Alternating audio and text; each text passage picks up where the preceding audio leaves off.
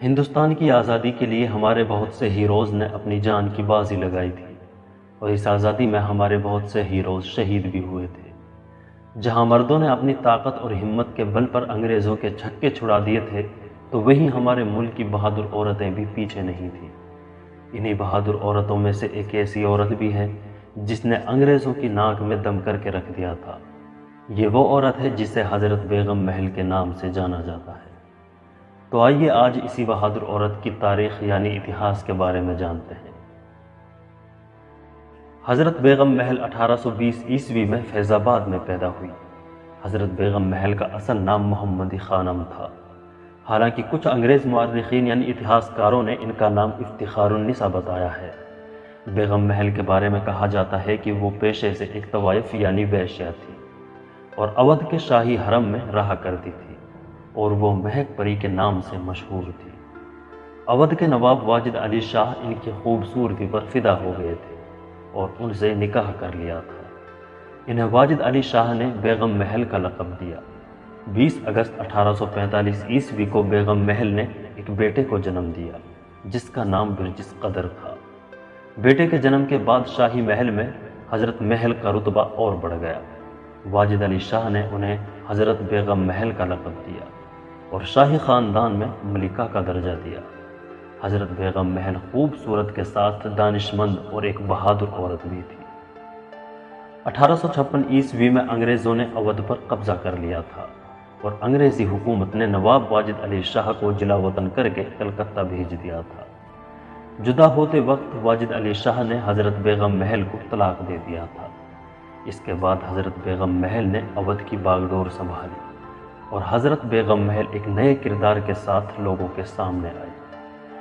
چونکہ وطن کی محبت حضرت بیگم محل کی رگ رگ میں سمائی ہوئی تھی، اب حضرت بیگم محل نے انگریزوں کو اپنے ملک سے باہر نکالنے کا پکا ارادہ کر لیا تھا۔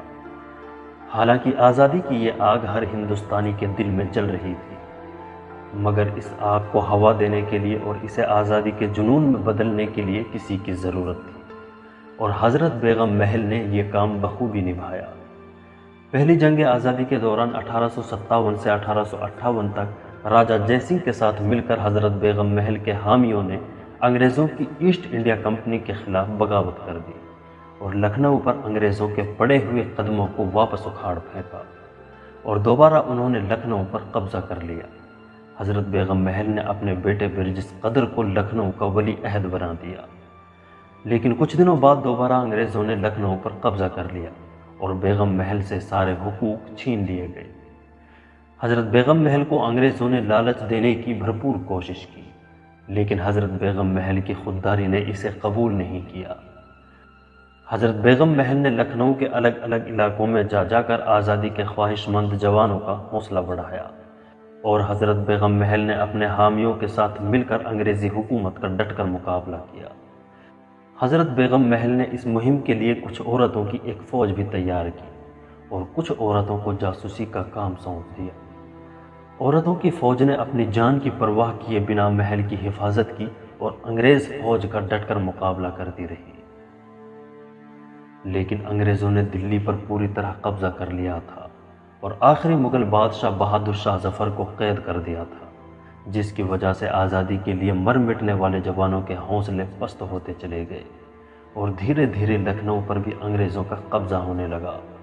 تو حضرت بیگم محل نے کیسر باغ کے دروازے پر تالے لگوا دیے اور اپنے فوجیوں کو جوش میں لانے کے لیے کہا، اب سب کچھ قربان کرنے کا وقت آ گیا ہے۔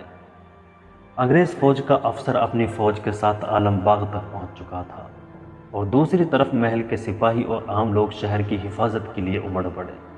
موسلا دھار بارش اور دونوں طرف سے تیروں کی برسات ہو رہی تھی اور حضرت بیگم محل پوری طرح بے چین تھی اور ادھر سے ادھر گھوم گھوم کر سرداروں اور فوجیوں کا حوصلہ بڑھا رہی تھی، اور آزادی کا دم بھرنے والے بہادر اپنے وطن کے لیے سب کچھ قربان کرنے کے لیے تیار تھے اور اپنے ملک کی ایک ایک انچ زمین کے لیے مر مٹنے کو تیار تھے۔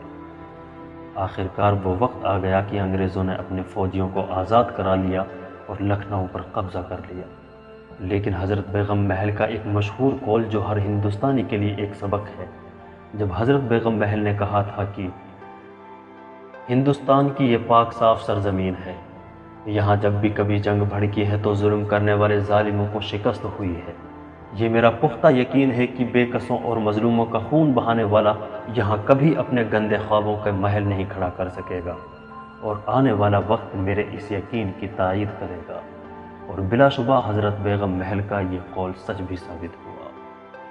آخرکار مجبوراً حضرت بیگم محل کو نیپال کا رخ کرنا پڑا، اور 1879 میں کاٹھمانڈو میں ان کی وفات ہو گئی۔ کمنٹ کر کے ضرور بتائیے گا کہ اس بہادر عورت حضرت بیگم محل کی یہ دلچسپ تاریخ یعنی اتہاس آپ کو کیسا لگا۔ اگر یہ ویڈیو آپ کو پسند آیا ہو تو ویڈیو کو لائک اور شیئر کر دیں، اور اسی طرح کی انفارمیشن اور نالج کے لیے ہمارے چینل کو سبسکرائب ضرور کر دیں۔